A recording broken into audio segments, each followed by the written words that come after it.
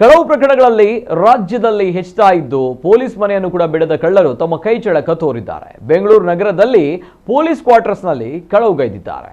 ಶ್ರೀಧರ್ ಎಂಬುವರ ಮನೆಯಲ್ಲಿ ಖದೀಮರು ಕರಾಮತ್ತು ತೋರಿದ್ದಾರೆ. ಶ್ರೀಧರ್ ಎಂಬುವರು ಕಾನ್ಸ್ಟೇಬಲ್ ಆಗಿದ್ದು ನಗರ ಪೊಲೀಸ್ ಆಯುಕ್ತರ ಕಚೇರಿಯಲ್ಲಿ ಕಾರ್ಯನಿರ್ವಹಿಸ್ತಾ ಇದ್ದಾರೆ ಎಂದು ತಿಳಿದು ಬಂದಿದೆ.